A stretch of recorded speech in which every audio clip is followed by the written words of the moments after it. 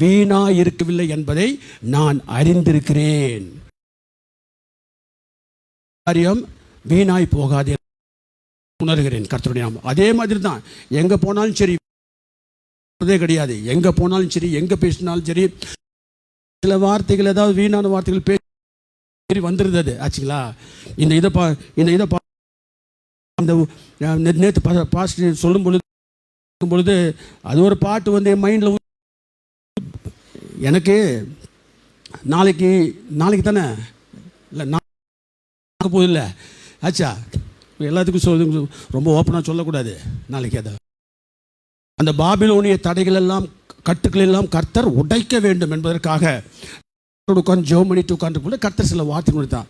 அந்த சமயத்தில் இந்த பை த ரிவர்ஸ் ஆஃப் பாபிலோன்னு பாட்டு வந்துருச்சு கையில். அது என்ன ஒரு மோசமான பாட்டு ஆச்சுங்களா. கர்த்தருடைய வார்த்தையை தியானிக்கும் பொழுது அந்த பாபிலோன் பாட்டு வந்துருச்சு ஆச்சுங்களா. தேவனுடைய காரியங்களை நாம் கற்று உணர்ந்து அதை தியானிக்கும் பொழுது பலவிதமான காரியங்கள் வரும். எல்லாவற்றையும் மேற்கொண்டு நாம் ராஜ்யத்தை கட்டும்படிக்கு நாம் நம்முடைய காரியம் வேண்டும். ரோமர் 3 இது கொஞ்சம் ஆஃப் பண்ணுங்கம்மா. உதவி செய்தாலும் கம்மி பண்ணுங்க, இல்லாட்டி ஆஃப் பண்ணுங்க. வசனத்தை எடுக்க முடியல. உதவி செய்யறதுனாலும் கூட உபத்திரவம் பண்ணாத அப்படிங்கிறப்போ தேவனை தேடுகிற உணர்வுள்ளவன் இருக்கிறான்னு பார்க்குறாரு. ஆனால் அவன் பார்த்தது எப்படி இருக்காரு? நன்மை செய்கிறவன் இல்லை, கெட்டு போனவன் இருக்கிறான், நீதிமான் ஒருவனும் இல்லை.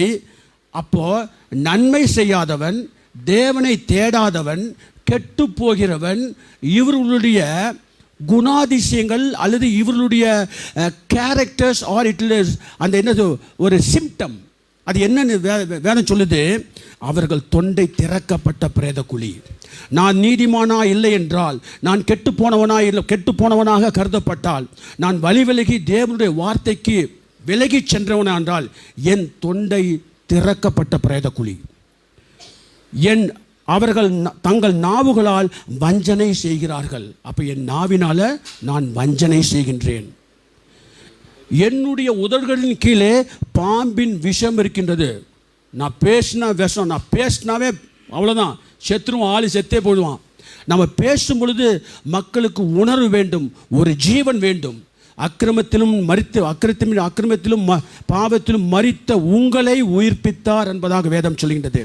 அப்போ அக்கிரமத்திலும் பாவத்திலும் மரித்து கிடந்தேன். நான் பேசும்போது உங்களுக்கு ஜீவன் வர வேண்டும். தேவனுடைய வார்த்தைகளை சொல்லும் பொழுது உங்களுக்கு ஜீவன் வர வேண்டும், உணர்வு வர வேண்டும், ஒரு ஆவி வர வேண்டும். ஏன்னா கர்த்தருடைய வார்த்தையை நம்ம பேசுகிறோம். நான் மாத்திரம் இல்லை, நீங்கள் எல்லாருமே தான் சொல்கிறேன் ஆச்சுங்களா. அப்போ பாருங்க, அவங்க தொண்டை திறக்கப்பட்ட பிரேதக்குழி, நாவுகளால் வஞ்சனை பேசுகிறார்கள், உதடுகளின் கீழே விஷம் இருக்கிறது. அப்படிப்பட்டவனாக இருந்தால் என் வாயாலும் கசப்பினாலும் நிறைந்திருக்கிறது. இதெல்லாம் ஒரு ஸ்பெசிஃபிகேஷன், தேவனை தேடாதவனுடைய ஸ்பெசிஃபிகேஷன். பாருங்க, கால்கள் ரத்தம் செய்வதற்கு தீவிருக்கிறது, நாசம் அவர்கள் வழியில் இருக்கின்றது, சமாதான வழி அவர்கள் அறியாதிருக்கிறார்கள், அவர்கள் கண்களுக்கு முன்பாக தெய்வ பயம் இல்லை என்று எழுதியிருக்கின்றது. இப்படி சொல்லப்பட்ட ஸ்பெசிஃபிகேஷன் எல்லாம் நம்முடைய வாழ்க்கையில் காணப்படுகின்றதா? ஒரு நிமிஷம் சிந்திச்சு பாருங்க. அப்படி இருந்தால் நம்முடைய வழிகளிலே நாசமும் நிர்பந்தமும் இருக்கின்றது. கர்த்தருடைய நாமத்துக்கு ஸ்தோத்திரம். நம் தேவனாகிய கர்த்தர் என்ன சொல்லியிருக்காரு? மார்க் 10ஆம் அதிகாரத்தில் கடைசி பகுதியில் வாசிக்கும் பொழுது, நீங்கள் நூறத்தனை ஆசீர்வாதம், இம்மையிலே நூறத்தனை ஆசீர்வாதம். அது என்ன? மார்க் 10, அது எங்கே வருங்க? 10 படிங்க. அப்பொழுது இம்மையிலே துன்பங்களோட கூட நூறத்தனையாக, பாருங்க, துன்பங்களோட நூறத்தனையாக வீடுகளையும் உறவினர்களையும், அப்படி படிச்சுக்கலாம், நூறத்தனையாக வீடுகளையும் உறவினர்களையும் சகோதர சகோதரிகளையும் நிலங்களையும் கர்த்தர் கொடுக்குறாருங்க. இந்த உலகத்தில் இப்பேற்பட்ட ஒரு வசதியோடு நம்ம இருக்கணும் என்பது கர்த்தருடைய வாஞ்சை. பக்ரி மாதிரி போகிறது நமக்கு தேவனுடைய காரியம் நமக்கு தேவையே இல்லை. நல்லா படிக்கணும், நல்லா சாப்பிடணும், நல்லா தூங்கணும், நல்லா பெற்றோருக்கு உதவி செய்ய வேண்டும், மற்றவர்களுக்கு எல்லாம் உதவியாய் நாம் இருக்க வேண்டும். இது தேவனுடைய சித்தம். அப்போ பாருங்கள், துன்பங்களோட நூறத்தனையாக இப்படிப்பட்ட காரியங்கள், வீடுகள், சகோதர உறவுகள், சொல்கிறார்ல சங்கீதத்தில், இதோ சகோதரன் ஒருமித்து வாசம் பண்ணுவது எவ்வளவு நன்மையாக இருக்குது, அங்கே ஆசீர்வாதத்தையும் ஜீவனையும் கட்டளை இடுகிறார் கர்த்தர். அப்போ பாருங்கள், சகோதரன் என்ன? சக உதிரம். சகோதரன் என்ன அர்த்தம்? சக உதிரம். இயேசுவின் ரத்தத்தாலே எனக்கும் ரத்தம் இருக்குது, பிரதருக்கு ரத்தம் இருக்குது, ஆனால் 2 பேரும் நாங்கள் ஒன்றா இருக்கிறோம். ஏன் சொல்லுங்க? இயேசுவின் ரத்தத்தால் மீட்கப்பட்டவர்கள். கர்த்தருடைய இயேசுவின் அவர் விலையேறப்பெற்ற குற்றமற்ற மாசற்ற ஆட்டுக்குட்டியின் ரத்தத்தினாலே நாங்கள் 2 பேரும் மீட்கப்பட்டிருக்கின்றோம். கர்த்தர் நாம் எல்லாருமே மீட்கப்பட்டிருக்கின்றோம். கர்த்தர் நம்மை பார்க்கும் பொழுது அவர் அப்படி பார்க்கறதில்லை, என்ன அப்படி பார்க்கறதில்லை. இயேசுவின் ரத்தம் பூசப்பட்டவர்களாக அவர் பார்க்கின்றார். நம்மளை உண்மையிலே பார்த்தாருன்னா அவ்வளோதான், நம்ம பஞ்சா பறந்து போயிடுவோம், பொசுங்கி போயிடுவோம். இயேசுவின் ரத்தத்தினாலே, அதனால தான் இயேசுவின் ரத்தத்திலே விசுவாச மார்க்கத்தார் என்பதற்கு நமக்கு ஒரு பேர். அப்போ இயேசுவின் ரத்தத்தை கர்த்தர் தேவன் பார்க்கறதுனால நம்முடைய உள்ள இருக்கிற மனுஷனுடைய காரியம் கர்த்தருக்கு தெரியாது. அவர் பார்த்ததெல்லாம் என்னன்னா இயேசுவின் ரத்தம். இவன் இயேசுவின் ரத்தத்தை நம்பி இவன் நம்மிடம் வந்ததுனால இவனுக்கு எல்லாம் ஆசீர்வாதமாக செய்வோம் என்று தேவன் சொல்கின்றார். கர்த்தருடைய நாமத்துக்கு ஸ்தோத்திரம். ஆகவே இப்பேற்பட்ட ஒரு சிந்தையோடு இருந்தால் நிச்சயமாக நமக்கு என்ன இருக்கும்? நாசமும் நிர்பந்தமும் நம்முடைய வழிகளே இருக்காது. கர்த்தர் நம்மை ஆசீர்வதிக்கிறவர். அதில் பார்த்தீங்கன்னா துன்பங்களோட நூறத்தனை ஆசீர்வாதம் என்று இருக்கின்றது. ஏன் துன்பங்களோட ஆசீர்வாதம் யாருக்காவது வேணுமா? யோசிச்சு பாருங்கள். உலக பிரகாரமாக துன்பங்களோட ஆசீர்வாதம் இருக்காங்க. நல்லா சம்பாதிக்கிறாங்க, இன்கம் டேக்ஸ் ரெய்டு, இடி ரெய்டு வந்துடுது. ஆச்சா, நல்லா சம்பாதிக்கிறாங்க, ஹாஸ்பிட்டலே படுத்துக்கிறாங்க, நல்லா முறை தவறி சம்பாதிக்கிறார்கள். ஆச்சா, துன்பங்களோட அப்பேற்பட்ட துன்பங்களோட நூறத்தனை ஆசீர்வாதம் எனக்கு வேண்டவே வேண்டாம் ஆண்டவரே. அப்போ ஏன் துன்பங்களோட ஆசீர்வாதம் நமக்கு வருது? அது ஏன்னா கர்த்தருடைய பந்தியில் பங்கு பெறும் பொழுது அவருடைய சரீரத்தை குறித்த ஒரு ஞானம் இல்லாதபடிக்கு நிறையா நம்ம பந்தியில் பங்கெடுத்துடுறோம்.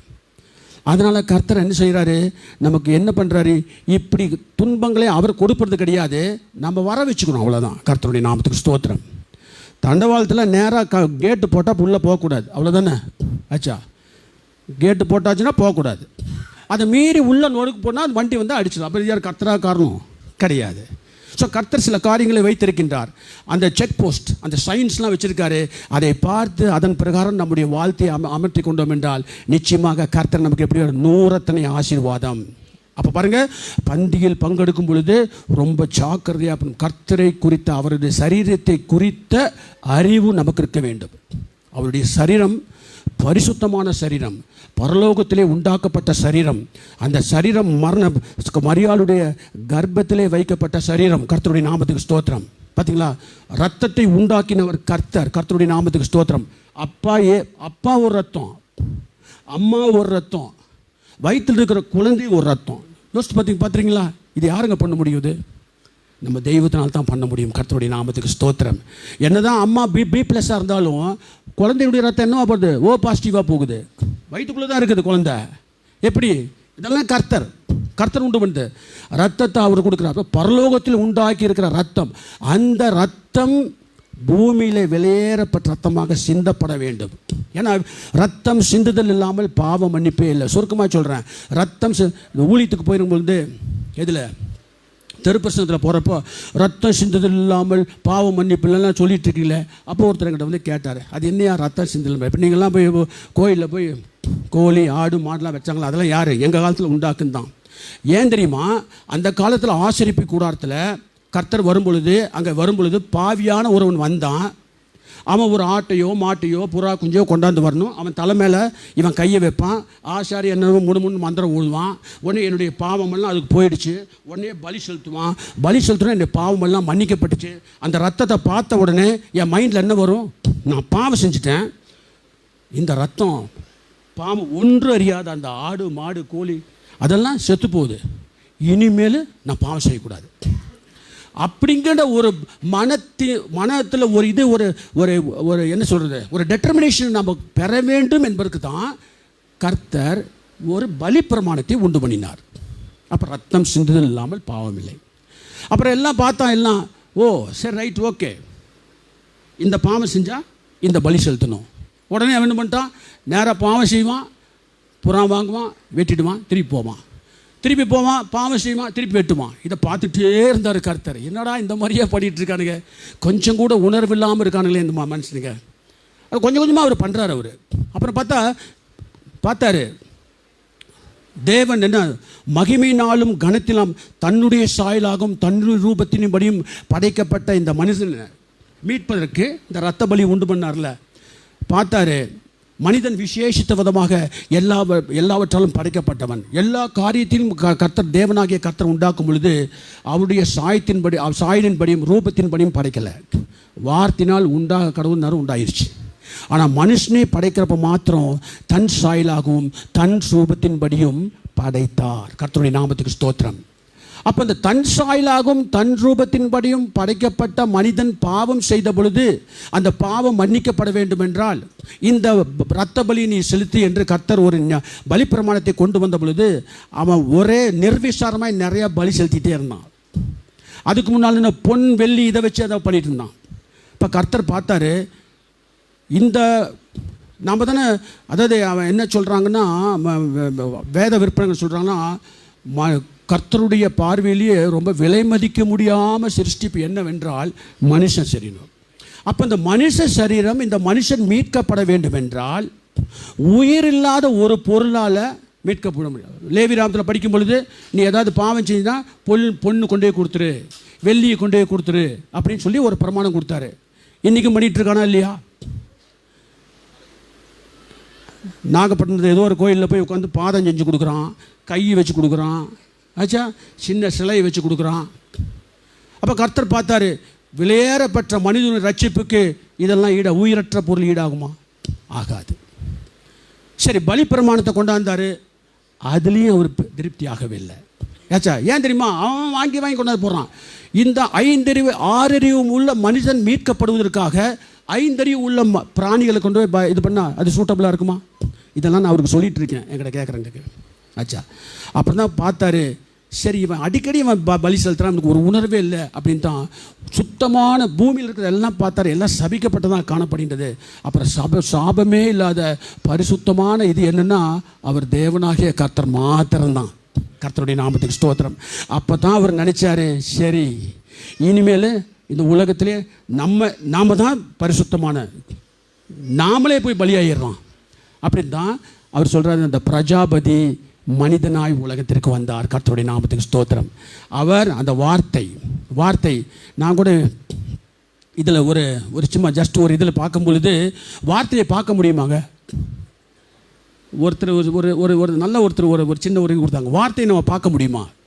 பார்க்க முடியாது. ஆனால் அதே சமயத்தில் நீங்கள் ரெக்கார்ட் பண்ணால் பார்க்கலாமா இல்லையா? ரெக்கார்ட் பண்ணால் வேவ்ஸ் இருக்குல்ல, அப்போ வார்த்தையை வேவ்ஸ் இருக்குது, சவுண்டு வேவ்ஸ் இருக்கும். அதே மாதிரி தான் இயேசுவை பற்றி யாராவது கேட்டால் இதை சொல்லுங்கன்னு சொல்லி அந்த அவங்க சொன்னாங்க, அவங்க வார்த்தை. அப்போ அந்த வார்த்தையை அதுக்குரிய காரியத்தில் போட்டு அதில் டேப்பில் போட்டு கேட்கும் பொழுது வார்த்தையை கேட்கிறோம், வார்த்தையை கூட பார்க்கிறோம். கர்த்தருடைய ஒரு வடிவம் இருக்கின்றது.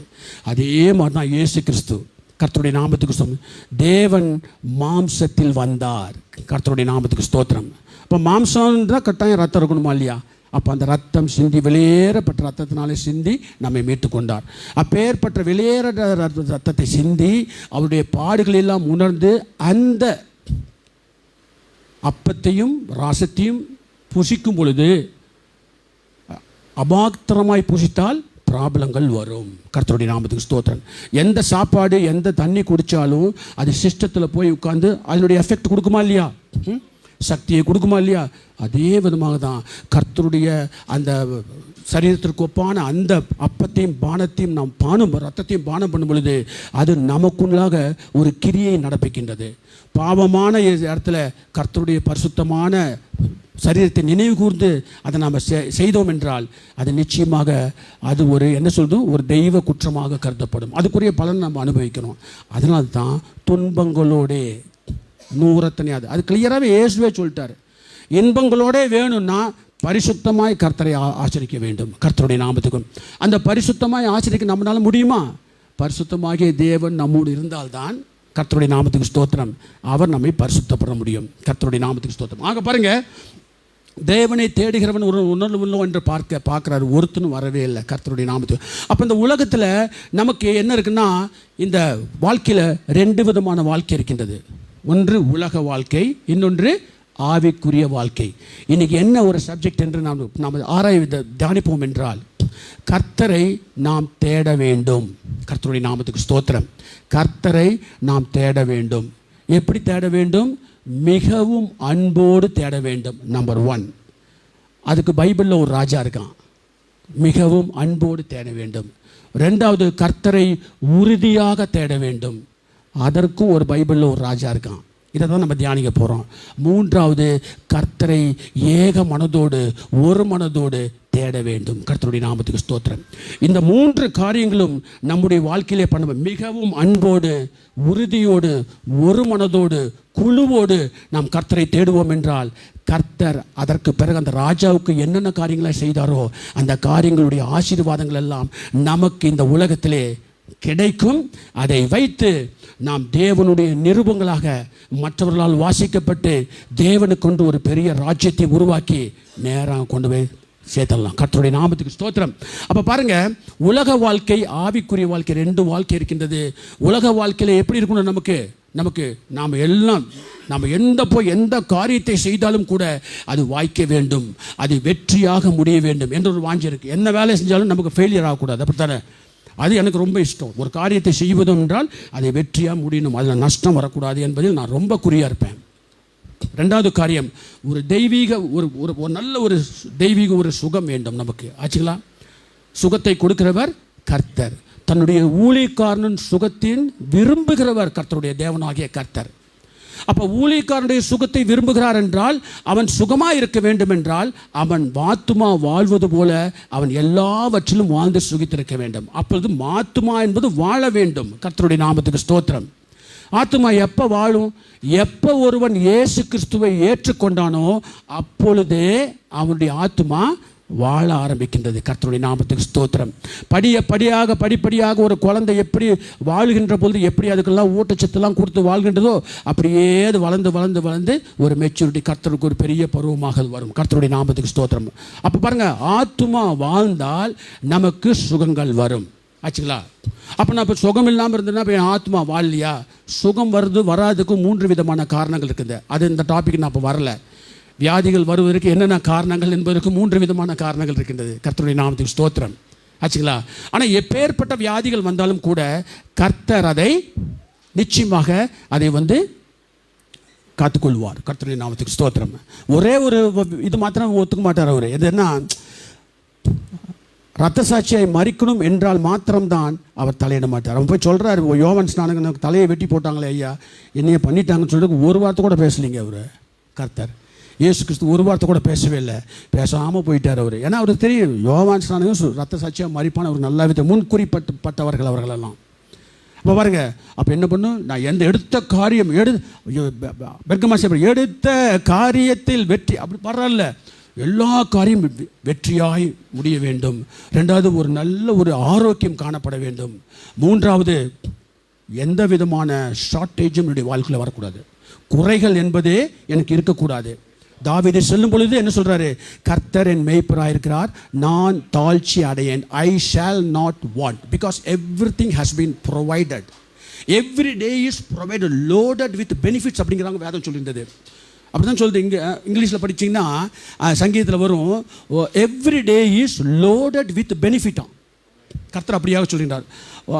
அது முடிஞ்ச பாருங்கள், அதை ஒவ்வொரு நாளும் லோடட் வித் பெனிஃபிட். ஒரு கல்யாணம் ஆச்சுன்னா ஒரு பொண்ணுக்கு எப்படி பொருள்கள் எல்லாம் லோடு பண்ணி அனுப்புகிறாங்க, கரெக்டாக ஒரு பெரிய டாட்டாவோ அல்லது டாட்டா பென்ஸோ ஏதோ ஒன்று ட்ரக்கரோ ஏதோ ஒன்று வச்சு ஃபுல்லாக திங்ஸ்லாம் வாங்கி அனுப்புகிறாங்களே, அந்த மாதிரி கர்த்தர் என்ன பண்ணுறாரா, நமக்கு he is giving all that benefits, loaded with benefits. இந்த 3 காரியங்கள் ஆக இருக்க வேண்டும் என்பது எனக்கு. அப்போ இந்த 3 காரியங்களும் இந்த வாழ்க்கையில், உலக வாழ்க்கையில் கிடைக்க வேண்டும் என்றால் நான் என்ன செய்ய வேண்டும்? தேவனாகிய கர்த்தரிடத்தில் அன்பு கூற வேண்டும். ஆச்சா? அந்த உலக வாழ்க்கையில் இந்த விதமான ஒரு ஆசீர்வாதம். ஆவிக்குரிய வாழ்க்கையில் என்ன ஒரு ஆசீர்வாதம் எனக்கு வேணும்? நித்திய ஜீவன் வேணும். கர்த்தருடைய நாமத்துக்கு ஸ்தோத்திரம். நித்திய ஜீவன் வேண்டும்.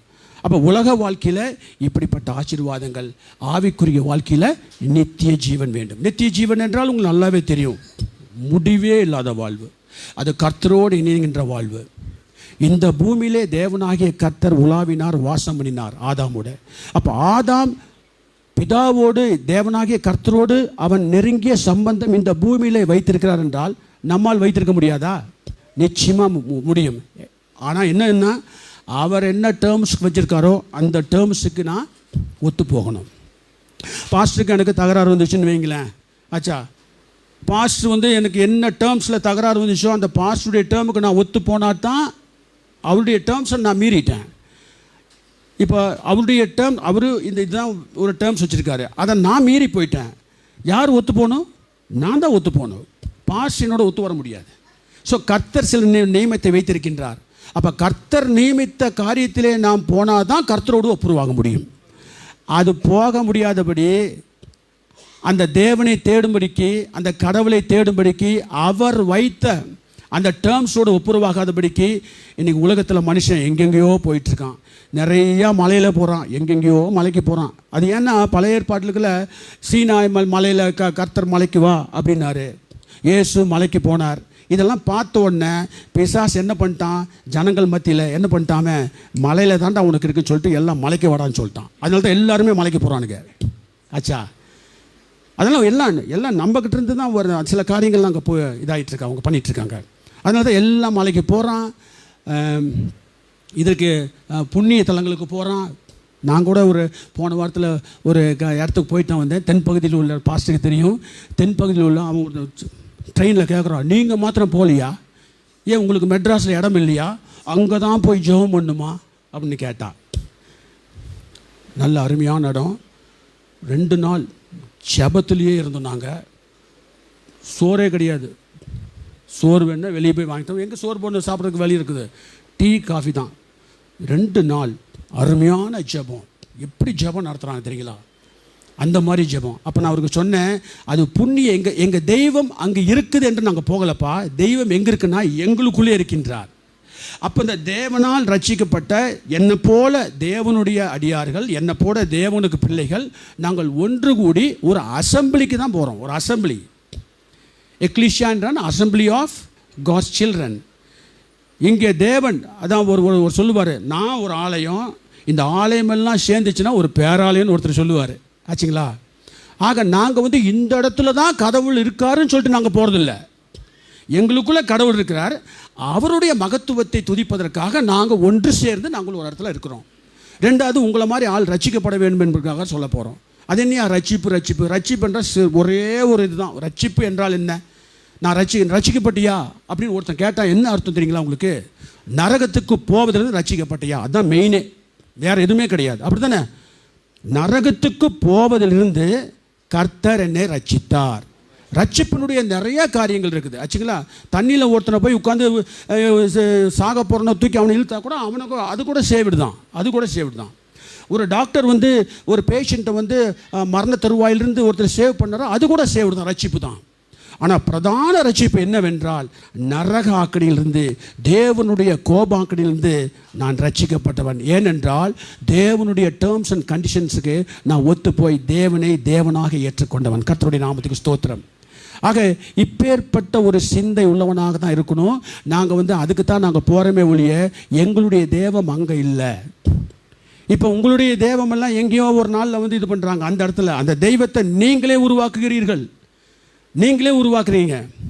அந்த தெய்வம் அவங்க உருவாக்குறாங்கல்ல, அந்த உருவாக்குற தெய்வம் அவன் செஞ்சு அவனே கும்பிட்றாங்க. அதுதான் பிரச்சனையே.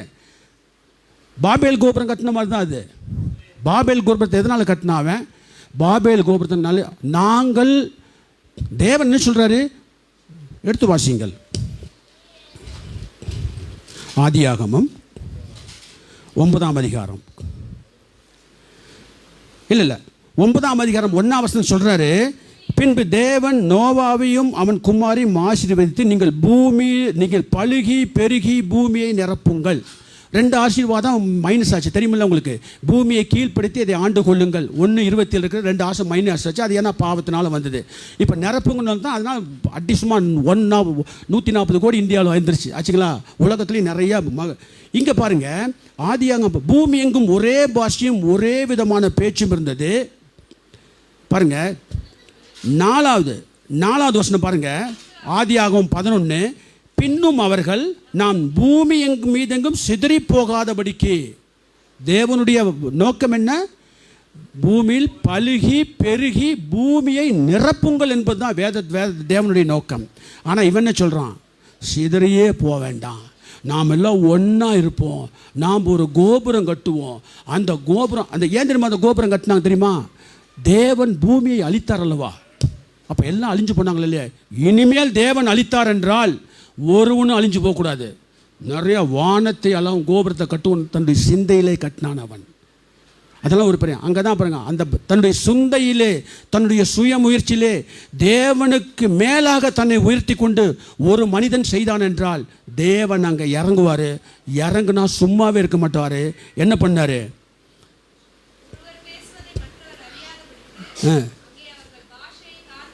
பாஷையை தாறுமாறாக்குவோம் என்றார். அப்படியே கர்த்தர் அவளை அவ்விடத்திலிருந்து பூமியின் மீதெங்கும் சிதறி போக பண்ணினார். அப்பொழுது நகரம் கட்டுகிறதை விட்டு விட்டார்கள். கொஞ்சம் அப்படியே நீங்கள் தெரிஞ்சுக்க, ரொம்ப பட்டவர்த்தனமாக சொல்ல விரும்பல, கொஞ்சம் ஞாபகம். நகரம் கட்டிகிட்டு இருக்காங்க ஆச்சா, இன்னும் முடியல ஆச்சா. ஆனால் தேவன் மனுஷ சித்தத்தின்படி அவர்கள் செய்த இந்த 2 நாள் அந்த உபவாசத்தினுடைய இதே எங்களுக்கு 2 காரியம் கொடுத்தாங்க. அந்த காரியத்தை நான் சொல்ல போகிறேன் நான் உங்களுக்கு. அப்போ பாருங்கள், எல்லாம் கர்த்தர் ஒரு நோக்கத்தோடு தான் வைத்திருக்கின்றார். யார் ஒருவன் கர்த்தருக்கு விரோதமாக செய்கின்றாரோ அங்கே போனால் அங்கே கர்த்தர் இறங்கிடுவார். அங்கே கர்த்தர் இறங்கினார். கர்த்தர் இறங்கினா 2 செய்வார். ஒன்று, இஸ்ரவேல் மக்கள் எகிப்தில் படுகிற பாடுகளை பார்த்து என் மக்கள் இந்த மாதிரி வேதனைப்படுகிறான்னு சொல்லி இறங்குவார். அவர்களை காப்பாற்ற இறங்குவார். அது ஒன்று. 2வது, கெடுக்கிறதுக்கு இறங்கிடுவார் அவருக்கு விரோதமாய் போனால். கர்த்தருடைய நாமத்துக்கு ஸ்தோத்திரம். ஆக இந்த ஒரு காரியத்துக்கு தாங்க நாங்கள் போகிறோம். மற்றபடி எங்களுக்கு இங்கே தான் கர்த்தர் இருக்கார்.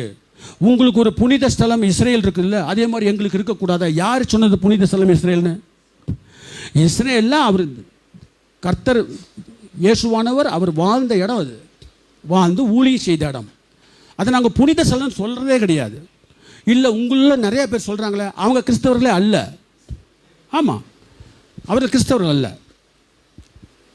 எங்களை பொறுத்த வரைக்கும் அதெல்லாம் புனித ஸ்தலம். யாரோ போய் ஒரு டூர் போய் பார்த்து, ஓ இந்த இடத்துல இயேசு வந்தாரா, இந்த இடத்துல யோர்தானில் ஞானஸ்நானம் எடுத்தாரா, ஓ இந்த இடத்துல சீனாய் மலையா, இந்த மாதிரி சீனாய் மலை இவ்வளோ பெருசு இருந்ததா அப்படின்னு நாங்கள் பார்த்துட்டு எங்களுக்குள்ளே நாங்கள் ஒரு ஆவிக்குரியதோட ஒரு நிம்மதியாக இருக்கும். ஏன்னா எங்கள் தேவன் வந்தார் அல்லவா பூலோகத்தில், அதுக்காக போகிறேன்னு சொல்லி அவருக்கு நான் எக்ஸ்பிளைன் பண்ணேன்.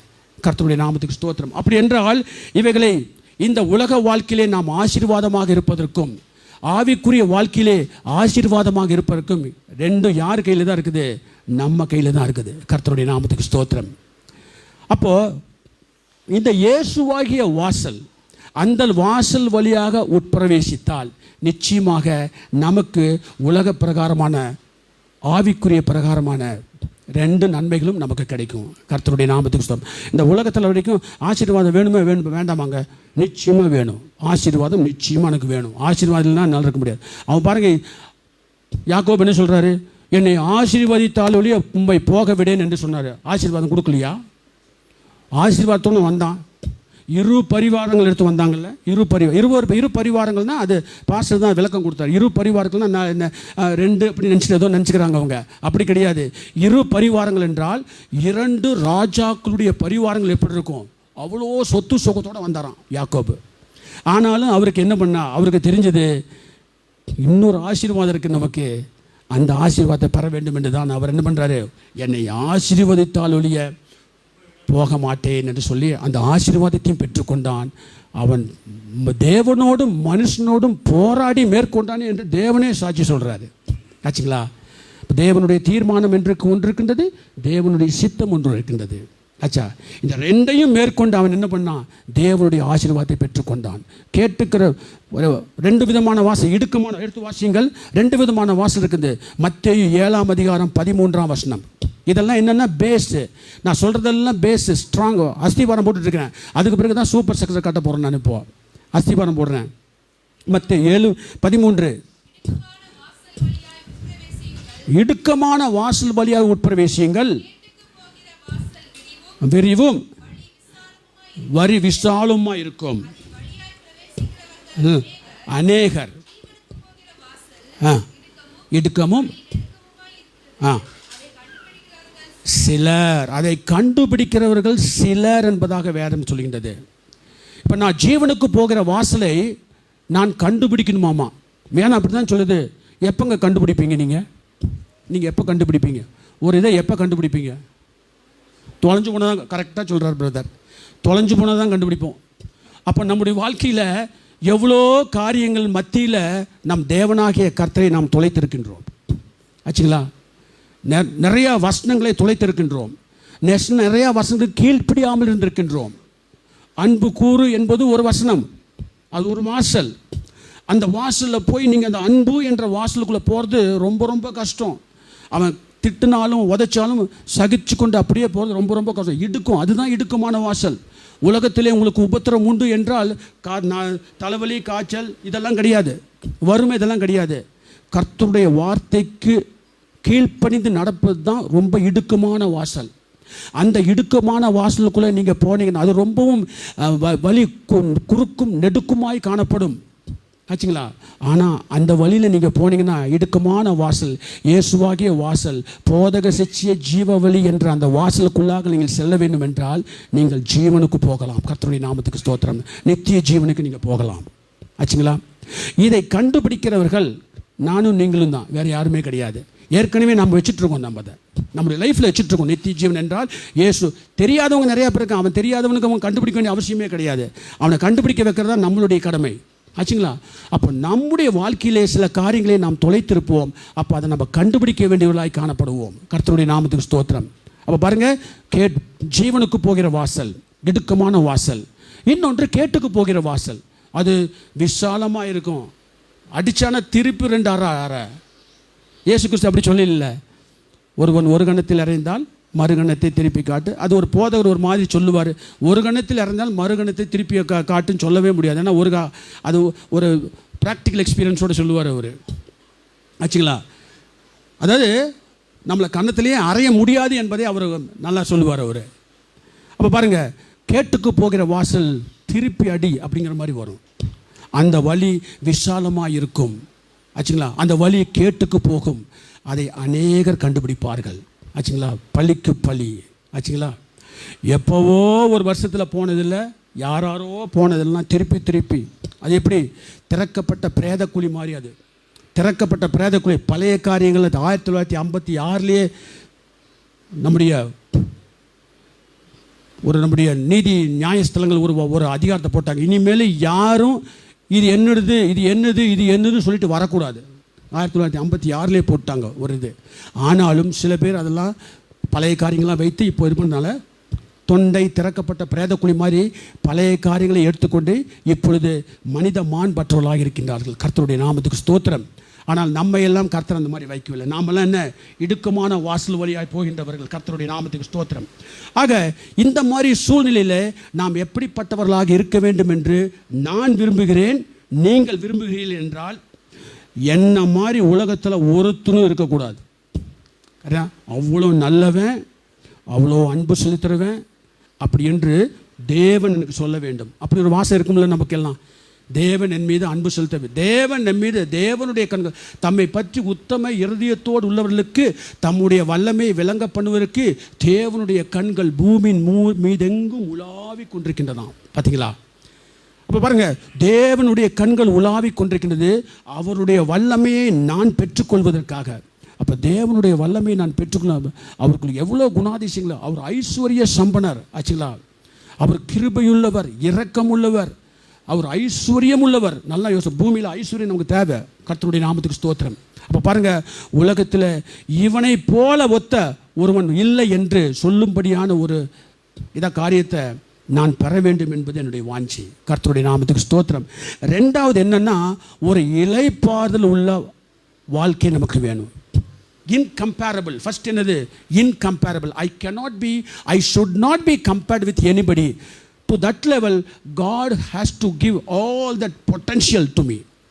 அந்த மாதிரி ஒரு காரியத்தை கர்த்தர் எனக்கு வைக்க வேண்டும். ஒரு ஆட்டம் பாம் மாதிரி, சின்ன ஆட்டம் பாம் வெடிச்ச பயங்கரமாக வெடிக்கல, அந்த மாதிரி ஒரு வார்த்தை பேசினாலும் நறுக்குன்னு பேசணும். ஒரு அன்போடு இருக்க வேண்டும், இரக்கத்தோடு இருக்கணும். கர்த்தருடைய தெய்வீக சுபாவங்களை நான் வெளிப்படுத்த வேண்டும் என்பது எனக்கு ரொம்ப ரொம்ப ஆசை. மனுஷ சக்தியினால் அதை பண்ண முடியாது. ஒன்லி பரிசுத்த ஆவியினுடைய நடத்தினால் தான் உண்டாக்கப்பட வேண்டும். கர்த்தருடைய நாமத்துக்கு ஸ்தோத்திரம். இப்போ பாருங்கள், அப்போது என்னன்னு ஒன்று என்னது, இன்கம்பேரபிளாக நான் இருக்கணும்.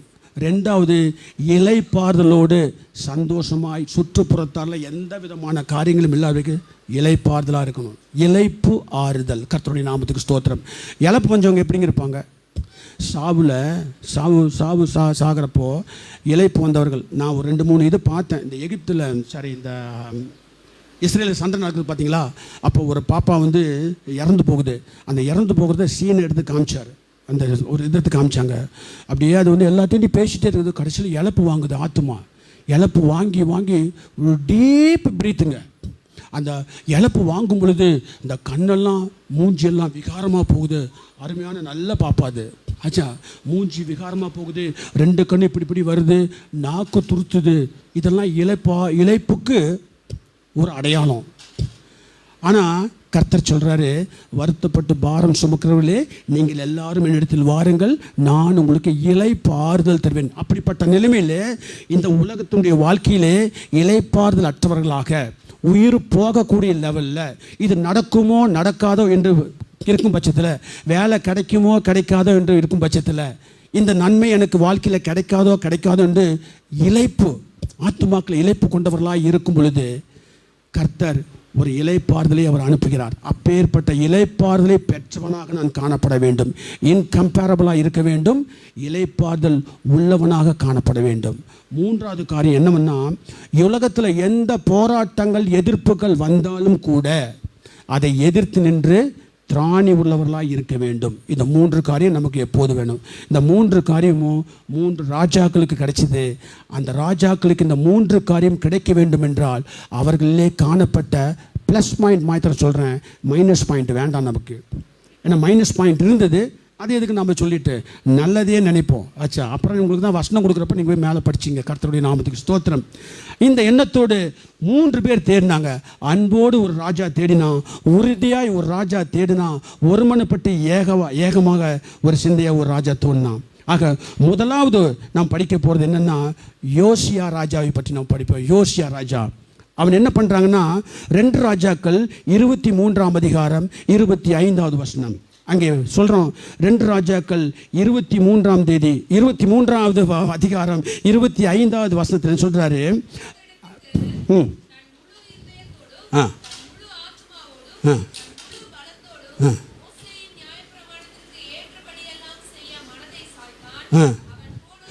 அவனை போலொத்த ராஜா அவனுக்கு முன் இருந்ததும் இல்லை, அவனுக்கு பின் எழும்பதும் இல்லை.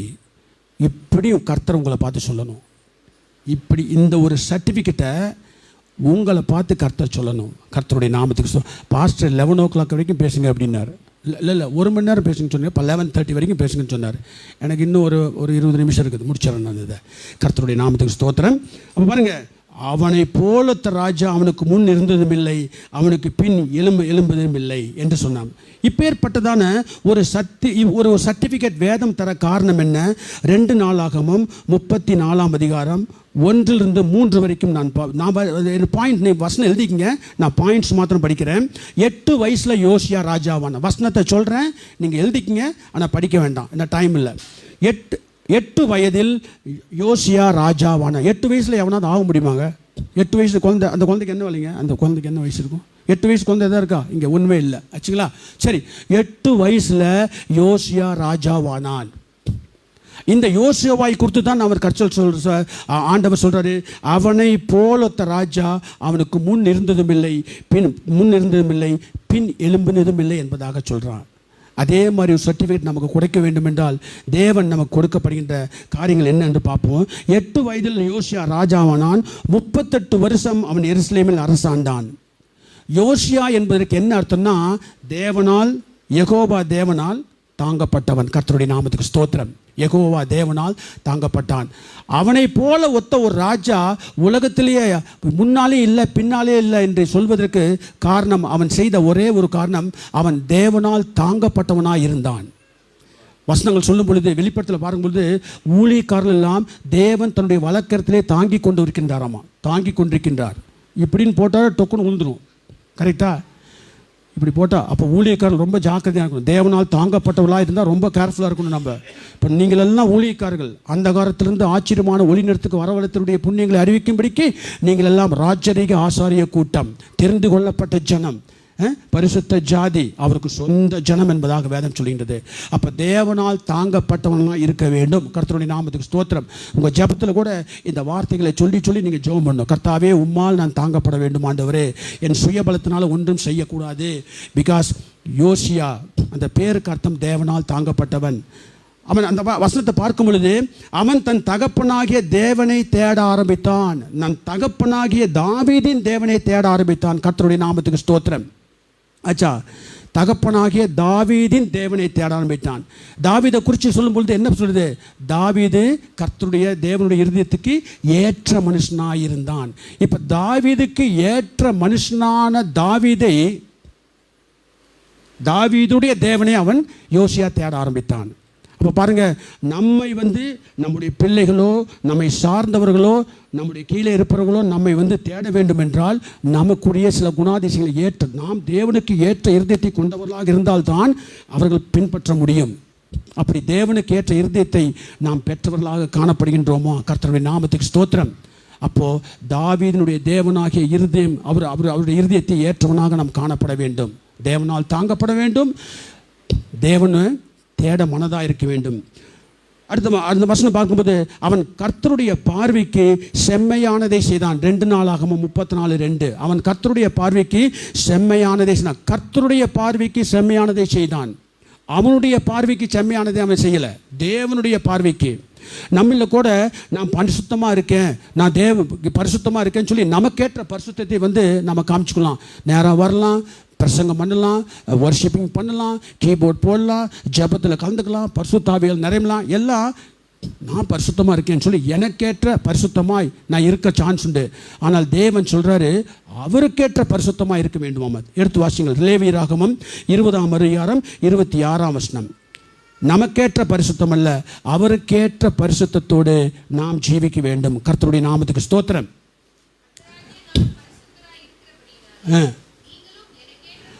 நீங்களும் எனக்கேற்ற பரிசுத்தமாக இருக்க வேண்டும். நமக்கேற்ற பரிசுத்தத்தில் நாம் இருக்கக்கூடாது, எனக்கேற்ற பரிசுத்தமாக இருக்க வேண்டும் என்பதாக தேவன் விரும்புகின்றார். கர்த்தருடைய நாமத்துக்கு ஸ்தோத்திரம். அப்புறம் அவன் கர்த்தருடைய பார்வைக்கு செம்மையானதை செய்தான் என்றால், சில செம்மையான வழிகளை நான் சொல்கிறேன். எதெல்லாம் செம்மையாகுது என்று சொல்லும் பொழுது, சங்கீதம் 33:1 நீங்கள் வாசிக்கும் பொழுது, துதி செய்தலே அவருக்கு ஏற்றது, செம்மையானது. அப்போ கர்த்தரை துதித்து பாடி கீர்த்தனம் பண்ணுவது அவருக்கு செம்மையானது. அந்த செம்மையான செயலை நான் செய்தோம் என்றால் நிச்சயமாக ஐ எம் இன்கம்பேரபிள் பர்சன். கர்த்தருடைய நாமத்துக்கு ஸ்தோத்திரம். அப்போ துதி செய்ய வேண்டும். 2வது பாருங்க, ஜெபம் செய்ய வேண்டும். நீதிமொழிகள் 15:8 பார்க்கும் பொழுது ஜெபம் செய்ய வேண்டும். எல்லாம் சபையாரெல்லாம் ஊக்கமாய் ஜெபம் பண்ணும் பொழுது பேதுரு விடுதலையாக்கப்பட்டான். துதி செய்யும் பொழுது எரியோ கோட்டை விழுந்தது. இதெல்லாம் கர்த்தருக்கு செம்மையாய் நாம் செய்கின்ற வழியாம். நிறைய செம்மையானவருடைய காரியங்கள் நிறைய வேதத்தில் அதிகமாக இருக்குது. சுருக்கமாக மாத்திரம் சொல்கிறேன். தீமையை விட்டு விலகுவது செம்மையான காரியம். நீதிமொழிகள் 16:17. தீமையை விட்டு விலகின்ற காரியத்தை நீங்கள், தீமை என்றன ஈவில், கர்த்தருக்கு விரோதமான காரியம் எல்லாம் தீமை தான். அந்த தீமை விட்டு விலகினீர்கள் என்றால் அது கர்த்தருடைய பார்வைக்கு செம்மை. You are going to be an incomparable person. நீதிமொழிகள் 16:17 சொல்கின்றது. தன் வழியை நேர்படுத்துவது. நீதிமொழிகள் 21:29 தன் வழிகளை நேர்படுத்துவது. ஆச்சுங்களா? தன்னுடைய பாதையை அவன் நேராக்கினான் என்பதாக வேதத்தில் வாசிக்கின்றோம். கோணையும் மானையும் குறுக்கும் மறுக்கும் அவன் போகவே இல்லை. கர்த்தருடைய வார்த்தை என்ன சொல்கின்றதோ அதன் பிரகாரம் நீங்கள் செய்தீர்கள் என்றால் you are going to be incomparable பர்சனாக கர்த்தர் மாற்றுவார். கர்த்தருடைய நாமத்துக்கு ஸ்தோத்திரம். அப்போ செம்மையானது, இந்த மாதிரி செம்மையானதை நீங்கள் செஞ்சீங்கன்னா உங்களுக்கு வியாதியே வராதாமா. யாத்திராகவும் 15ஆம் அதிகாரம் 26வது வருஷத்தை நீங்கள் வாசிக்கும் பொழுது அங்கே சொல்கிறாரு, நீ என் பார்வைக்கு செம்மையான எல்லா என் வசனத்தை கை கொண்டு கவனமாய் கேட்டு அதன்படி செய்தாய் என்றால் எகிப்துக்கு வரக்கூடிய வியாதி ஒன்றையும் நான் வரப்பண்ணுவேன், நானே உன் பரிகாரியாக. கர்த்தர் செம்மையானவைகளை செய்தால் வியாதி உலக பிரகாரத்தில் வர எந்த வியாதியும் வராது. கர்த்தருடைய நாமத்துக்கு ஸ்தோத்திரம். நம் சத்துருக்கள் நம் முகத்துக்கு முன்பாக துரத்தி விடப்படுவார்கள். உபாகமம் 6ஆம் அதிகாரம் 19ஆம் வசனத்தை பார்க்கும் பொழுது கர்த்தர் சொல்றாரு, என் வார்த்தையை உள்ளபடி நீ கவனமாய் கேட்டு அதன்படி செய்தாய் என்றால் உன் சத்துருக்கள் எல்லாம் உனக்கு முன்பாக நான் துரத்திடுவேங்கிறாரு. கர்த்தருடைய நாமத்துக்கு ஸ்தோத்திரம். அப்போ பாருங்க, துதி செய்யணும், ஜெபம் பண்ணணும், தீமை விட்டு வழங்கணும், நம்முடைய வழிகளை நேராக்கி கொள்ளுவென்றால் இப்பேற்பட்ட ஆசீர்வாதங்கள் எல்லாம் வரும். இன்னொன்று கிடைக்குமா? நமக்கு சோறு தண்ணி வேணுமில்ல, சோறு தண்ணி நமக்கு வேணும், அது இல்லாமல் இருக்க முடியாதா? ஏசாயா 33ஆம் அதிகாரம் 15ஆம் வசனத்தை பார்க்கும் பொழுது செம்மையானவர்கள் அப்படியே வசனம் நிறையா வரும். வந்தனால் போது அவனுடைய அப்பம் அவனுக்கு கொடுக்கப்படும், அவன் தண்ணீர் அவனுக்கு கிடைக்கும். செம்மையான செஞ்சால் உங்களுக்கு சோறு தண்ணி கட்டாயம் கொடுத்துருவாருங்க. கர்த்தருடைய நாமத்துக்கு ஸ்தோத்திரம். 40 நாள் வரைக்கும் சோறு தண்ணி இல்லாமல் இருந்துடலாம். ஆச்சா, உபாசனம் எடுக்கிறாங்கல்ல, கச்சா 41 நாள் அவர் பார்த்துப்பார் அவர். கர்த்தருடைய நாமத்துக்கு ஸ்தோத்திரம். ஆக நாம் சாப்பிட்ற சாப்பாடு தண்ணி நிச்சயமாக கிடைக்குங்க இந்த செம்மையான காரியங்களை செய்தால். அப்போ என்னாச்சுன்னா தாவீது அந்த யோசியா செம்மையானதை செய்தான். அவன் தன் தகப்பனாகிய தாவீதின் வழியிலே நடந்தான். தாவீது தன் உயிரோடு இருக்கும் வரைக்கும் நல்ல வழியில் செம்மையான வழியில் தான் நடந்தானா. ஆனால் ஒரே ஒரு வழியை தவிர வேதத்தில் மென்ஷன் பண்ணியிருக்கிறது, ஒரே ஒரு வழி மாத்திரம் தாவீது வழி விலகிட்டான். ஆனால் மற்ற எல்லா காரியத்திலும் அவன் செம்மையாக இருந்தானா. என்ன வழி தெரியுமா உங்களுக்கு? எடுத்து வாசியுங்கள். 1 ராஜாக்கள் 15ஆம் அதிகாரம் 5ஆம் வசனம். அது வேதம் அப்படி என்ன அழகாக நாசுக்காக சொல்லிக்கிறது பாருங்க. 1 ராஜாக்கள் 15ஆம் அதிகாரம் 5ஆம் வசனம். உரியாவின் சங்கதி பார்த்தீங்களா, அதோடு முடிச்சிட்டாரு வேதம். உரியாவின் சங்கதி என்னன்னு உங்களுக்கு நல்லாவே தெரியும். அந்த ஒரு சங்கதியை தவிர யாரன் கர்த்தர் தனக்கு கட்டளையிட்டதிலே தான் உயிரோடு இருந்த நாள் மட்டும் ஒன்றையும் விட்டு விலகாமல் அவன் பார்வைக்கு செம்மையானதை செய்தான். கர்த்தர் பாருங்க. அப்போ அதனால தான் தாவீது கர்த்தருக்கு இருதயத்துக்கு ஏற்ற மனுஷனாய் அவன் காணப்பட்டான். தாவீது ஐஸ்வர்ய சம்பனாய் பூரண வயதுள்ளவனாய் மரித்தான். கர்த்தருடைய நாமத்துக்கு ஸ்தோத்திரம். ஆச்சுங்களா? அப்போ அந்த ஒரு தாவீதுடைய அந்த வழியிலே அவன் யோசியா நடந்தான். வலதுபுறம் அந்த வசனத்தை படிக்கும் பொழுது வலதுபுறம் விலகாமல் நடந்தான். அதில் ரொம்ப ரொம்ப முக்கியமான வேலை இதோடு சேர்த்து மற்ற அரசர்கள் 2-3 காரியத்தை சொல்லி முடிக்கிறேன் நான். அவன் சுத்திகரிப்பு வேலையை செய்தான். அதை நோட் பண்ணிங்க, தான் முக்கியமான காரியம். சுத்திகரிப்பு வேலையை செய்தான். கர்த்தருடைய நாமத்துக்கு ஸ்தோத்திரம். யோசியா சுத்திகரிப்பின் வேலையை செய்தான். அதனால தான் அவனுக்கு இன்கம்பேரபிள் அந்த ஒரு ஸ்டேட்டஸ் அவனுக்கு வந்தது. 2 நாளாகமம் 34ஆம் அதிகாரம் 4-5 சுருக்கத்தை நான் வாசிக்கின்றேன். அவனுக்கு முன்பாக பாகால்களின் பலிபீடங்களை இடித்தார்கள். யார்? யோசியாவுடைய மக்கள் இடிக்க சொன்னா இடிச்சாங்க. அவைகளின் 2 நாளாகமம் 34:4-5 அவைகளின் மேலிருந்த சிலைகளை வெட்டினார்கள், உடைத்து நொறுக்கினார்கள். விக்கிரக தோப்புகள், வார்ப்பு விக்கிரகம், வெட்டு விக்கிரகம் எல்லாத்தையும் உடைத்து தூள் தூளாக்கிட்டான். கம்ப்ளீட்டாக வார்ப்பு விக்கிரகம், வெட்டு விக்கிரகம், கல் விக்கிரகம், மண் விக்கிரகம், எல்லா மரம் விக்கிரகம் எல்லாத்தையும் என்ன பண்ணிட்டான்? பலிபீடங்களை இடித்தான், சிலைகளை வெட்டினான், உடைத்து நொறுக்கி போட்டான். இது ஒரு சுத்திகரிப்புங்க. அவன் செஞ்ச சுத்திகரிப்பு. யோசியா சுத்திகரித்து சொன்னதுனால அவனை போல ஒரு ராஜா வரவே இல்லை. ஆச்சுங்களா? அப்போது என்னன்னு சொல்லும் பொழுது அந்த விக்கிரகங்கள் பற்றி வேதம் என்ன சொல்கின்றது? இந்த விக்கிரகங்களை குறித்து நம்ம சில காரியங்கள் அது ரொம்ப நமக்கு மெயின் டாப்பிக்கே இன்றைக்கி அதுதான். விக்கிரகங்களை குறித்து வேதம் என்ன சொல்கின்றது? அவன் யோசியா சுத்திகரிப்பு செய்தான். நாட்டையும் அந்த நாட்டில் உள்ள மக்கள் அனைவரையும் அவன் சுத்திகரிப்பு செய்தான். 2 பேரும் சுத்திகரிக்கணும். ஒன்று, நம்முடைய பாவங்களை நாம் அறிக்கிட்டால் நம்முடைய பாவங்களை நமக்கு மன்னித்து, அக்கிரமங்களை எல்லாம் மன்னித்து நம்மை சுத்திகரிப்பதற்கு அவர் உண்மையும் நீதியும் உள்ளவராக இருக்கின்றார். ஆச்சா. 2 கொரிந்தியர் 7:10 வாசிக்கும் பொழுது, நம்முடைய மாம்சமும் மனதிலும் காணப்படுகின்ற அசுசியை நீங்கும்படி நம்மை சுத்திகரித்து கொண்டு பரிசுத்தமாகுதலை பூர்ண தெய்வ பயத்தோடு செய்வோமாக என்பதாக வேதம் சொல்கின்றது. அப்போ நாமளும் சுத்திக்கிறோம், தேவனும் சுத்திகரிக்கின்றார். இன்னொன்று, அவர் வரும் பொழுது அவருக்கு ஒப்பாக இருப்போம் என்ற அந்த நம்பிக்கை கொண்டவர்கள், 1 யோவானில் வருது, அவர் சுத்தமாக இருக்கிறது போல தன்னையும் அவன் சுத்திகரித்துக் கொள்கின்றான். அப்போ அந்த சுத்திகரிப்பின் வேலை 2 பேர் செய்கிறாங்க.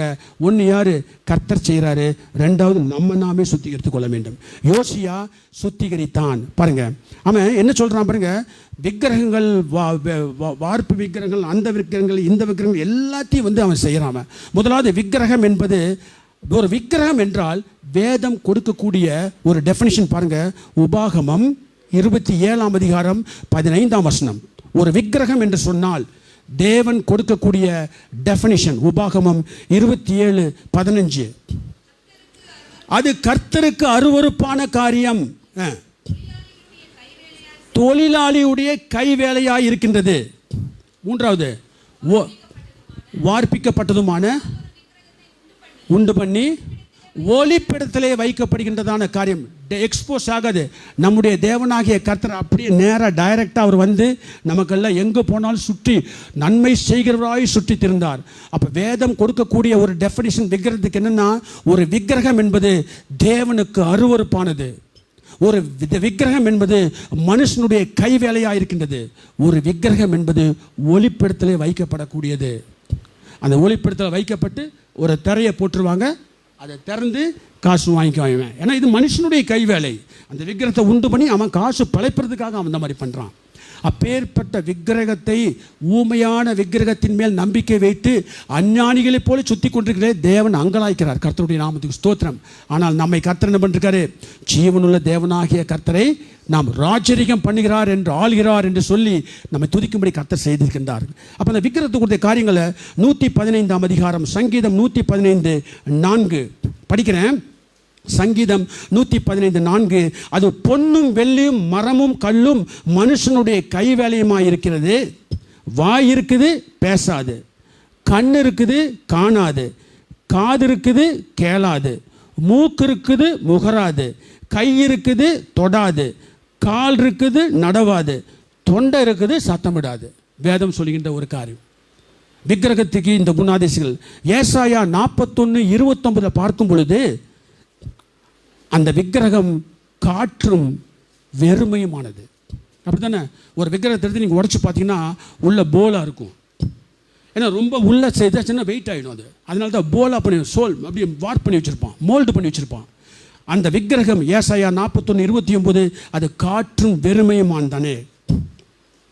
விக்கிரகத்தை பற்றி சொல்லிவிட்டு அப்புறம் நம்மளை சொல்கிறப்ப தான் அப்போ உங்களுக்கு அப்படியே கொஞ்சம் இதாக இருக்கும். படிச்சுட்டே வாங்க. எரேமியா 10:14 அவர்கள் வார்ப்பித்த விக்கிரகம் பொய்யே, அவைகளுக்கு ஆவி இல்லை. எரேமியா 10:14 விக்கிரகத்துக்கு பொய், அது ஆவி கிடையாது. எரேமியா 51:17 சொல்றது, அவர்கள் வார்ப்பித்த விக்கிரகம் பொய், அவைகளுக்கு சுவாசம் இல்லை. அச்சா, அவங்களை உருவாக்குறான் பார்த்தீங்களா? ஒரு விக்கிரகத்தை உருவாக்கணுமா இல்லையா? அவனுக்கு பேர் என்ன தெரியுமா? வீணன்னா. ஏசாயா 44:9 ஒரு விக்கிரகத்தை உருவாக்கணுக்கு பேர் என்னது? வீணன். அப்போ ஒரு வீணன் விக்கிரகத்தை உருவாக்கி கொண்டிருக்கின்றார்கள் எல்லாம் கம்ப்ளீட்டாக. அவைகளை பண்ணுகிறவர்களும் அவைகளை நம்பர்களும் அவைகளைப் போலவே இருக்கிறார்கள். 1 கொரிந்தியர் 8:4 உலகத்திலே விக்கிரகமானது ஒன்றுமில்லை என்பதாக வேதம் சொல்கின்றது. 1 கொரிந்தியர் 8:4 அவைகள் ஒன்றுமில்லை என்பதாக வேதம் சொல்கின்றது. அவைகள் உண்டு பண்ணுகிறவர்கள் எப்படி போவார்கள் என்றால், வேதம் தெளிவாக சொல்கின்றது. விக்கிரகத்தை உண்டு பண்ணுகிறவர்கள் அவர்கள் எப்படி போவார்கள் என்றால், ஏசாயா 45:16 சொல்கின்றது. அவர்கள் வெட்கப்பட்டு போவார்கள், லட்சை அடைவார்கள், ஏகமாய் கலங்கி போவார்கள். விக்கிரகத்தை நம்புகிறவர்களும் விக்கிரகத்தை உண்டு பண்ணுகிறவர்களும் விக்கிரகத்தை வணங்க செய்கிறவர்களும் அவர்களுடைய டெஸ்டினேஷன் என்னென்னா வெட்கப்பட்டு போவார்கள், லட்சியடையாவார்கள், ஏகமாய் கலங்கி போவார்கள். ஏன் தெரியுமா? 1 கொரிந்தியர் 22:12 ஊமையான விக்கிரகங்களிடத்தில் அவர்கள் மனதை செலுத்தினார்கள். அப்படியே நீங்கள் நான் சொல்ல அப்படியே நீங்கள் வேறு பக்கம் அப்படியே நீங்கள் மைண்டை கொஞ்சம் அப்ளை பண்ணிகிட்டே இருங்க நீங்கள். ஆச்சா? அப்போது அவங்க அஞ்ஞானிகள், நாமெல்லாம் மெய்ஞானிகள். இயேசுவை எவன் ஒருவன் அறிந்து கொண்டானோ மெய்ஞானிகள். அஞ்ஞானிகள் அப்படி இருக்காங்க. ஒரு நாள் வரும், அந்த நாளில் சகரியா 13:2 எடுத்து வாசிங்களா. இதுதான் அந்த ஜெபத்தில் நான் சொன்னேன்ல, போன வாரம் 2 நாள் போய் ஜெபத்தில் கலந்துக்கிட்டேன்ல, அப்போது அங்கே கொடுக்கப்பட்ட வாக்குத்தனம் இதில் தான் வச்சு நாங்கள் ஜெபம் பண்ணோம் எல்லாம் கம்ப்ளீட்டாக. இந்த ஒரு வார்த்தையை வச்சு தான் அந்த 2 நாள் ஜெப கூட்டம் நடந்தது. காலையில் 7 மணிக்கு போனால் நைட் 10 மணிக்கு தான் விடுவாங்க. சகரியா 13:2. அந்நாளிலே விக்கிரகங்களின் பேரை தேசத்தில் இராதபடி கழிப்பேன். ஒரு விக்கிரகத்துக்கு எவ்வளவு பேர் இருக்குது தெரியுமா உங்களுக்கு? ஒரு விக்கிரகத்துக்கு எவ்வளவு எத்தனை விதமான பெயர் கொண்ட விக்கிரகங்கள். ஆனால் கர்த்தர் சொல்றாரு, அந்த நாளிலே எல்லா விதமான பெயர் கொண்ட விக்கிரகங்களையும் நான் அழிப்பேன். மறுபடிங்க, அவைகள் இனி நினைக்கப்பட போவதில்லை. தரிசனம் சொல்லுகிறவர்களையும் அசுத்தாவியும். இது கர்த்தர் கொடுத்த ஒரு வாக்குத்தத்தங்க. கர்த்தருடைய நாமத்துக்கு ஸ்தோத்திரம். நிறைய பேர் என்னென்னமோ நினைக்கிறாங்க, இவங்கெல்லாம் வந்துட்டாங்கன்னா நமக்கு இந்த மாதிரி ஆயிடுமோ, இந்த மாதிரிலாம் பண்ணிட்டு இருக்காங்களே என்று. அப்படி கிடையவே கிடையாது. கர்த்தர் நமக்கு ஒரு நிச்சயத்தை கொடுத்திருக்கின்றார். அசுத்த தேசத்திலிருந்து போய்விட பண்ணுவேன், அவங்க பேரையை நிர்மூலமாக்குவேன், அவைகள் நினைக்கப்படாதபடிக்கு நம் தேவன் செய்ய போகிறார். ஆகவே நீங்கள் யாரும் இதை குறித்து கவலையே பட வேண்டாம் சொல்கிறப்போ எங்களுக்கு ஒரு உத்வேகம் வந்துருச்சு. சூப்பரா, இனிமேல் ஏமே எது சொன்னாலும் இப்போயே வாட்ஸ்அப்பில் எப்படிலாம் வந்துட்டு இருக்குது எல்லாம். ஐயோ கர்த்தரெல்லாம் இது பண்ணி பயந்துட்டு இருக்காங்க. நிறைய பேர் பயந்துட்டு இருக்காங்க. எல்லாம் நம்ம கிறிஸ்டியன்ஸே பயந்துட்டு இருக்காங்க. என்ன ஆகுமோ ஏதாகுமோன்னு. ஒன்றுமே கவலையே படாதீங்க, பேரையெல்லாம் நிர்மூலமாக்குவார். ஆனால் கர்த்தருடைய நாமத்துக்கு ஸ்தோத்திரம். இது வரைக்கும் நம்ம விக்கிரகத்தை பற்றி சொல்லிட்டு இருந்தோம். நம்ம யாரையோ நினச்சிட்டு எல்லாம் பேசியிருந்தோம். நாம் ஃபிசிக்கலாக விக்கிரகத்தை கும்பிடல, ஆனால் நமக்குள்ள விக்கிரகம் இருக்குது தெரியுமா உங்களுக்கு? அதான். அப்போ நமக்குள்ள விக்கிரகம் இருந்தால் நாம் வெறுமையும் பொய்யுமானவர்கள். சுவாசம் நமக்கு இல்லை, ஆவி நமக்கு இல்லை. நாம் கலங்கி போவோம், வெட்கப்பட்டு போவோம், லட்சியம் அடைவோம். அந்த விக்கிரகத்தை கும்பிட்றவனுக்கு அவ்வளோ தூரம் காரியங்கள் இருக்கும் பொழுது இந்த விக்கிரகத்தை நம்ம கும்பிடாதபடிக்கு உள்ளுக்குள்ளேயே நம்ம விக்கிரகத்தை வச்சுட்டு இருக்கோம்ல, அதுதான் விசேஷம். உள்ளுக்குள்ளே நாம் சில விக்கிரகங்களை வைத்துக் கொண்டிருக்கிறோம். என்னென்ன விக்கிரகம் எடுத்து வாசிங்கள். கர்த்தருடைய நாமத்துக்கு ஸ்தோத்திரம். 1 சாமுவேல் 15:23 ரெண்டகம் பண்ணுகிறோம், முரட்டாட்டம் பண்ணுவது விக்கிரக ஆராதனைக்கு சரி. ரெண்டகம் பண்ணுறோமா இல்லையா? நம்ம ரெண்டகம் நம்மகிட்ட இருக்கா? ஒன்று பேசுகிற குட் மார்னிங் அப்படின்னு நம்ம கை கொடுக்குறோம், ஆனால் மனசுக்குள்ளே வச்சிடறாண்டா உனக்கு வேலை இருக்கா இல்லையா? யோசித்து பாருங்கள், எவ்வளோ பேர் நம்மளுடைய வாழ்க்கையில் எது இருக்குது? ரெண்டகம். உள்ளான மனுஷன் ஒன்று நினைக்குது, புறம்பான மனுஷன் குட் மார்னிங். உன்னை தீத்தரம் பாருங்க, ஒன்றும் இல்லாதபடி பண்ணிடுறேன். நான் இந்த மாதிரி பேங்க்கில் பண்ணியிருக்கேன். உட்காந்து எனக்கு ட்ரபிள் கொடுப்பான். சரி, நான் அந்த ஆஃபீஸில் கூப்பிடுவேன். அதை பாரு, ஒன்று நான் மேனேஜராக இருக்கேன், என்னை பேங்க்கு நீ சொல்லி என்ன ட்ரான்ஸ்ஃபர் பண்ணாது, ஆனால் உன்னை நான் ட்ரான்ஸ்ஃபர் பண்ண முடியும். உனக்கு நான் ரிப்போர்ட் பண்ணுன்னா உன்னை ட்ரான்ஸ்ஃபர் பண்ணுவாங்க. இப்போ நான் என்ன பண்ணுறேன், நான் ஒரு கிறிஸ்தவனாக இருக்கிறதுனால நீ சொல்லு, நீ எந்த இடத்துக்கு நீ போகணும் சொல்லு. ஐயா எனக்கு இந்த ஊருக்கு நாகலாபுரத்துக்கு கொடுங்க ஐயா, வாங்கி கொடுத்துருங்க. ஆந்திராவில் உடனே போட்டு வாங்கி கொடுத்துருவோம். ஒளிஞ்சு தொலை, நமக்கும் பிரச்சனை இல்லை, எதுக்கும் வேலை. ஆச்சா, நான் அந்த மாதிரி பண்ணியிருக்கேன். பேங்க்கில் அது ரெண்டாக இருக்கணும், வேறு வழியே கிடையாது, நல்லா ரன் பண்ணணும்னா. ஆனால் பழி வாங்கிறதுக்காக ஒரு இது பண்ணுறதுக்கு ரத்தம் சிந்துவதற்கு ஏதுவான ஒரு ரெண்டகம் நமக்கு கிடையாது. கர்த்தருடைய ரெண்டகம் பண்ணுது விக்கிரக ஆராதனை. முரட்டாட்டம் பண்ணுவது, நல்லது சொன்னால் கூட முரட்டாட்டம் பண்ணுறோமா இல்லையா? முரட்டாட்டம் நமக்குள்ளே இருக்க வேண்டாம். முரட்டாட்டம் என்ற விக்கிரகம் நமக்கு இருக்கக்கூடாது. ரெண்டகம் என்பதை ஒரு விக்கிரகம் இருக்கக்கூடாது. இன்னொன்று அவபக்தி என்ற ஒரு விக்கிரகம் இருக்கக்கூடாது. பக்தி உள்ளவனை கர்த்தர் தமக்காக தெரிந்து கொண்டார் என்று அறியுங்கள். வேதம் அப்படித்தானே சொல்லுது. அப்போ என்னை கர்த்தர் தெரிந்து கொண்டார், எனக்கு தேவையான அப்பத்தையும் தண்ணீரையும் அவர் கொடுப்பார், என் வாழ்க்கையினுடைய திட்டங்களை எல்லாம் அவர் நிறைவேற்றுவார் என்ற நம் தேவனை குறித்த பக்தி வைராக்கியத்தோடு நம்ம காணப்பட வேண்டும். அவபக்தி இருக்கக்கூடாது. அவிசுவாசத்தை கண்டா தான் கர்த்தருக்கு ரொம்ப ரொம்ப கோபம் வரும். அவர்கள் என்ன தேவனுடைய வல்லமையை சங்கீதக்காரன் சொல்கிறான், தேவனுடைய வல்லமையை அவிசுவாசத்தினாலே அவர்கள் மட்டுப்படுத்தினார்கள் என்பதாக வேதம் சொல்கின்றது. சங்கீதத்தில் 107 வரும். அதில் அவிசுவாசத்தினாலே ஸோ நம்முடைய அவிசுவாசத்தினாலே மட்டுப்படுத்தக்கூடாது. அவிசுவாசம் என்ற விக்கிரகம் இருக்கக்கூடாது. கலாத்தியர் 5ஆம் அதிகாரம் 19 to 21 வருஷம் சொன்னால் அத்தனை ஒரு குட்டி குட்டி விக்கிரகம், 30 முக்கோடி விக்கிரகம் இருக்குன்னு சொல்கிறாங்க. மாம்சத்தின் கிரியைகள் எல்லாமே விக்கிரகம். அசுத்தம், காம விகாரம், விபச்சாரம், வேசித்தனம், அப்புறம் நிறைய சண்டை, பகை, வைராக்கியம், கோபம், களியாட்டு, இதெல்லாமே ஒவ்வொரு குட்டி குட்டி விக்கிரகம். ஆச்சா, அசுத்த ஆவி ஒவ்வொன்றுக்குள்ளேயும் ஒரு அசுத்த ஆவி உண்டு. எத்தனை பேருக்குல்ல கோபம் இருக்கா இல்லையா? ஒரு சின்ன காரியம் கோபம் நமக்கு இருக்கா இல்லையா? எனக்கும் கோபம் இருக்குது. ஆனால் கர்த்தாவே முடிஞ்ச வரைக்கும் அதை மட்டுப்படுத்திட்டு இருக்கேன். நான் கொஞ்சம் கண்ட்ரோல் பண்ணிட்டு இருக்கேன். சைலண்டாக என்ன அந்த ஸ்பாட்டில் இருக்க மாட்டேன், ஓடிடுவேன். அதாவது ஒரே விஷயத்தில் தான் நான் கோபப்படுங்க.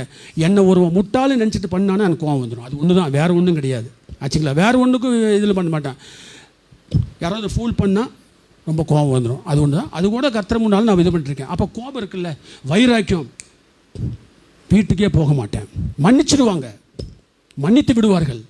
ஆனால் வீட்டுக்கு கூட போக மாட்டாங்க. ஆச்சா, அப்பேற்பட்ட மன்னிப்பை கர்த்தர் விரும்புவது கிடையாது. மன்னிக்க வேண்டும், அவர்களோடு ஐக்கியத்தோடு காணப்பட வேண்டும். கர்த்தருடைய நாம் அந்த மன்னிப்பு தான் கர்த்தர் விரும்புகின்றார். கர்த்தர் பொருளாசை என்பது ஒரு விக்கிரகம். எபேசியர் 5ஆம் அதிகாரம் 5ஆம் வசனம். அப்போ பாருங்க, பொருளாசை என்ற ஒரு விக்கிரகம். இந்த ஆசை என்பது என்ன? பாஸ்டர் சொன்னார், புத்தர் என்னமோ சொன்னார்னு, when the desire exceeds boundary. கர்த்தர் நமக்கு ஆசையை உண்டு பண்ணி வச்சிருக்காங்க. ஆசை இருந்தாங்க 60 சாப்பிடணும், ஒரு ஆசை இருந்தால் தான் நம்ம சாப்பிட முடியும். ஆசை இல்லாமல் சாப்பிட முடியுமா? எது இருந்தாலும் நமக்கு ஒரு ஆசை இருந்தால் தான் கர்த்தர் அந்த ஆசையை உண்டு பண்ணி வச்சுக்கலாம். பட் லிமிட்டோடு இருக்கணும். when the desire exceeds the boundary it becomes lust. பாருங்க, பேராசை, ஆசை ஒன்று உண்டு, பேராசை ஒன்று இருந்தது. பணம் தேவை, பண ஆசை ஆச்சுங்களா, தீனி பெருந்தீனி இப்படியா இருக்குது. ரொம்ப எக்ஸீட்ஸ் போச்சுன்னா இந்த மாதிரி காரியங்கள் எது நமக்கு எக்ஸீட் ஆகிருக்கின்றதோ அந்த காரியங்கள் எல்லாம் ஒரு விக்கிரகம். கர்த்தர் இவங்கெல்லாம் நம்மள காணப்பட்டால் நாம் யார் தெரியுமா?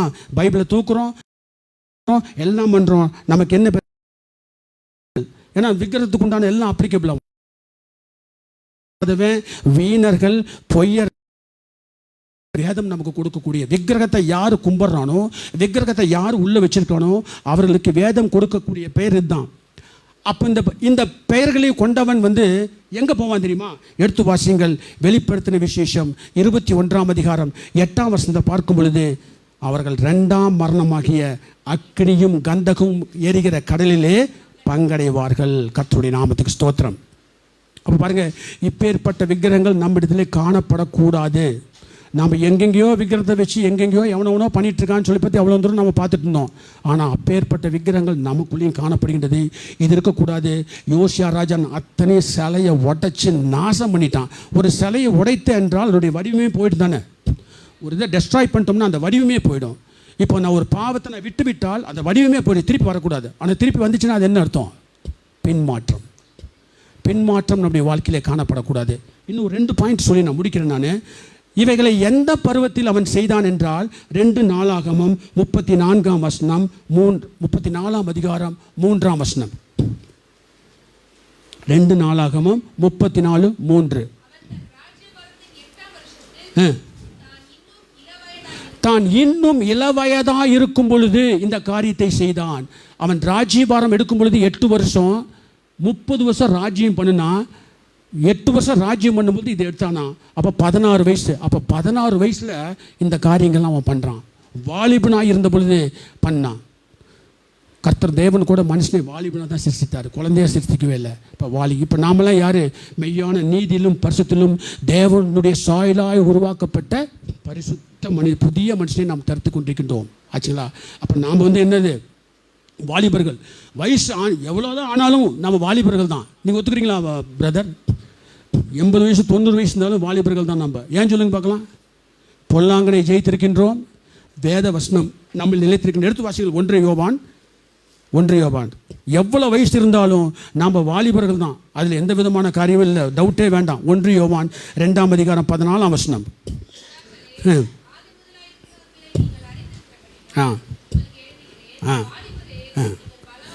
நீங்கள் பலவான்களாக இருக்கிறீர்கள், தேவ வசனம் உங்களை நிலைத்திருக்கின்றது, பொல்லாங்கனை ஜெயித்தோம். இந்த 3 காரியமும் ஒருத்தன் செஞ்சானா அவன் எவ்வளவு வயசு இருந்தாலும் சரி அவன் வாலிபன் தான் கர்த்தருடைய பார்வையில். கர்த்தருடைய நாமத்துக்கு ஸ்தோத்திரம்.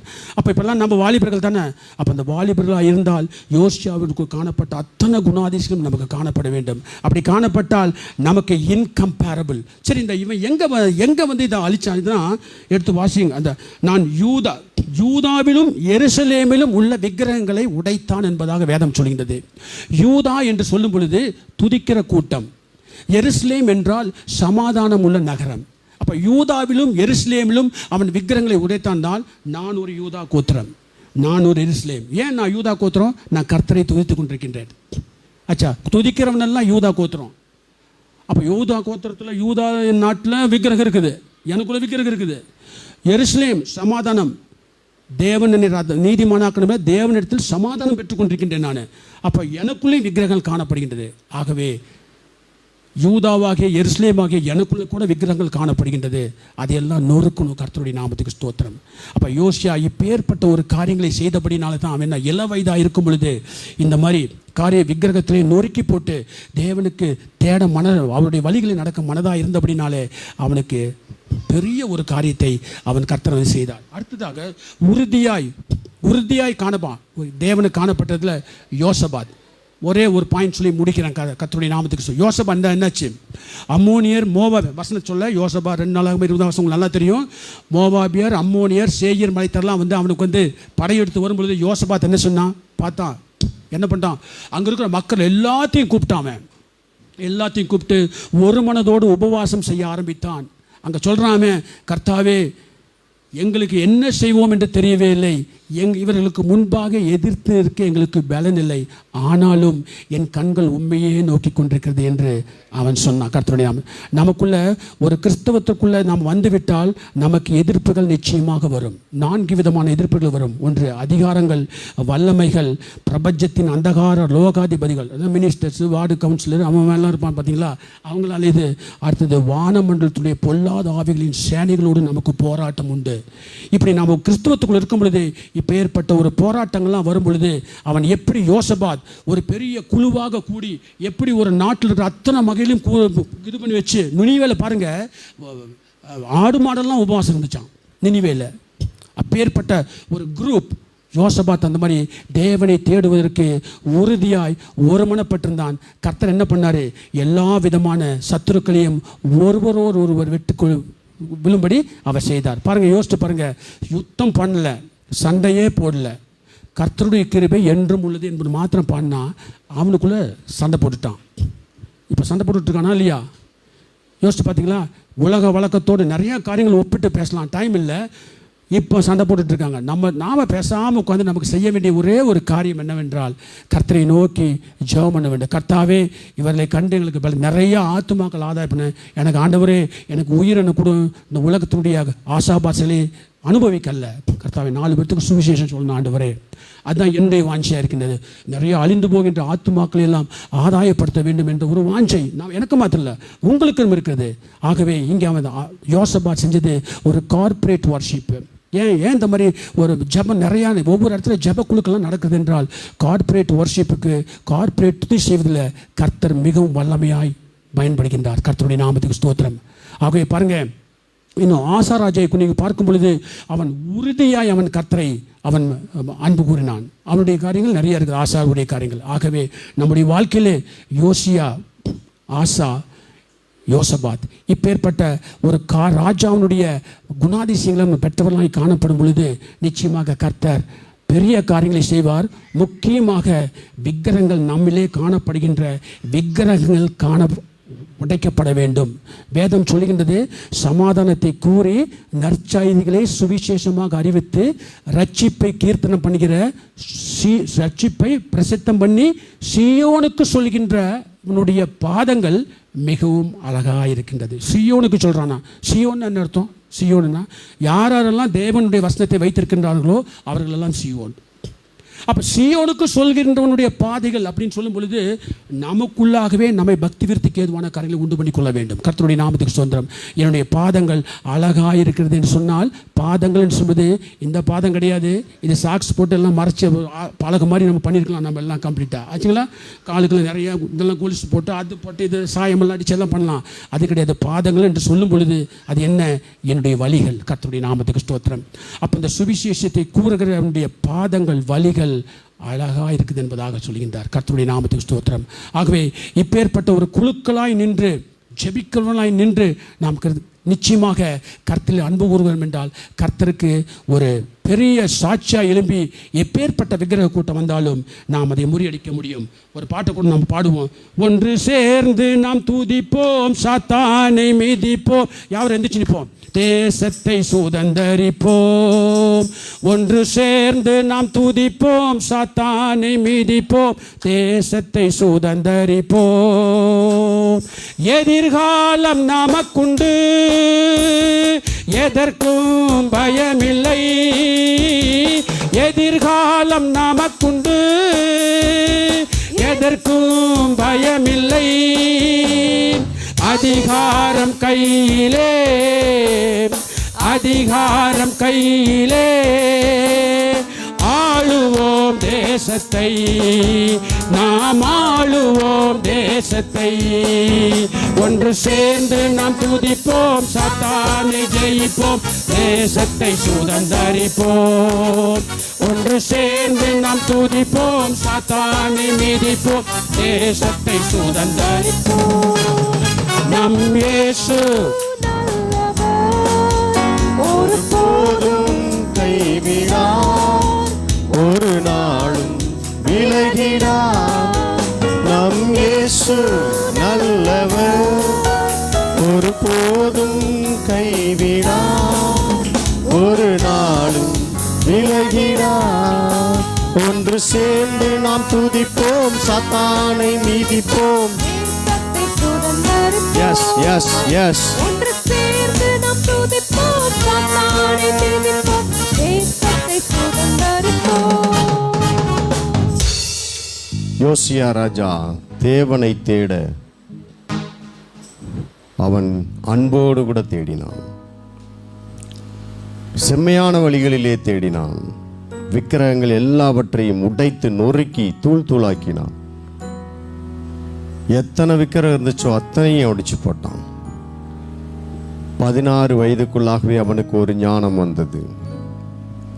ஆகையினாலே கர்த்தர் அவனை அபரிதமாய் ஆசீர்வதித்தார். அவனுக்கு முன்னும் சரி பின்னும் சரி அவனுக்கு ஒத்த ராஜா இல்லை என்ற ஒரு சர்டிபிகேட்டை கொடுத்தார். அதுபோல் ஆசா ராஜா பலமுள்ளவனுக்காகிலும் பலனற்றவனுக்காகிலும் உதவிகள் செய்வது உமக்கு லேசான காரியம் என்று சொல்லி ஜெபித்தான். கர்த்தருடைய ஜெபத்தை கேட்டார், பெரிய வெற்றியை கொடுத்தார். அதற்கு பின்பு அவனுடைய மகனாய் யோசபாத்தும் அதே போல கர்த்தருடைய சமூகத்தில் இந்த ஏராளமான ஜனங்களுக்கு முன்பாக நிற்க எனக்கு பலன் இல்லை, ஆனால் நான் ஒன்று செய்கிறேன், பாடகர்களையும் ஒருமுகமாய் தேடும்படிக்கு அவன் யுத்த சேனைக்கு முன்பதாக நிறுத்தினான். பாடகர்கள் பாடி சென்று துதித்த பொழுது அம்மோனியர், சேயீர் மலை தேசத்தார், மோவாப் எல்லாம் வெட்டுண்டு தங்களுக்குள்ளாகவே சிதறடிக்கப்பட்டார்கள். அந்த இடத்துக்கு பெயர் பெராக்கா என்று பெயரிட்டான்.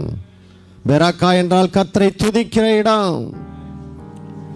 நீங்களும் நானும் எவ்வளவோ போராட்டங்கள் இருக்கலாம், பிரச்சனைகள் இருக்கலாம், ஆனால் கர்த்தரை தேடுவதற்கு அன்போடு கூட உறுதியோடு கூட ஒரு மனதோடு கூட நாம் முயற்சி பண்ணும் பொழுது நிச்சயம் இந்த ராஜாக்களை ஆசீர்வதித்த தேவன் உங்களையும் ஆசீர்வதிப்பார், உங்களையும் பெருக பண்ணுவார், உங்களையும் கனப்படுத்துவார். நன்றி ஆண்டவரே. வசனம் பேசுற உங்களுடைய தாசனை ஆசீர்வதிங்க. இன்னும் ஆயிரம் ஜனங்களுக்கு எடுத்து பிரயோஜனப்படுத்துங்க. இன்னும் வெளிப்பாடுகளையும் ஞான வரங்களையும் கூட்டி தருவீர்களா? வந்த ஒவ்வொருவரையும் ஆசீர்வதிக்கிறேன். வர தடைப்பட்டவர்களுக்காகவும் ஸ்தோத்தரிக்கிறேன். உலகம் எங்களுக்கு எல்லா பரிசுத்தவான்களையும் நினைவு கூறுகிறோம். ஆசீர்வதி. இயேசு கிறிஸ்துவின் வல்லமையுள்ள நாமத்தில் எங்கள் ஜெபம் கேட்டீர் நல்ல பிதாவே. நம்முடைய கர்த்தராகிய இயேசு கிறிஸ்துவினுடைய கிருபையும் பிதாவாகிய தேவனுடைய அன்பும் பரிசுத்த ஆவியானுடைய அந்நியனைக்கும் சமாதானம் பாதுகாவலும் நம் அனைவரும் உலகம் எங்கள் இருக்கிற எல்லா பரிசுத்தவான்களோடும் கூட இன்றும் என்றும் சதா காலங்களிலும் கர்த்தருடைய வருகை மட்டும் தங்கியிருப்பதாக. என் ஆத்துமாவே கர்த்தரை ஸ்தோத்தரி, என் முழு உள்ளமே அவர் பரிசுத்த நாமத்தை ஸ்தோத்தரி. என் ஆத்துமாவே கர்த்தரை ஸ்தோத்தரி, என் முழு உள்ளமே அவர் பரிசுத்த நாமத்தை ஸ்தோத்தரி. அவர் செய்த சகல உபகாரங்களையும் மறவாதே, அவர் செய்த சகல உபகாரங்களையும் மறவாதே, அவர் செய்த சகல உபகாரங்களையும் மறவாதே, அவர் செய்த சகல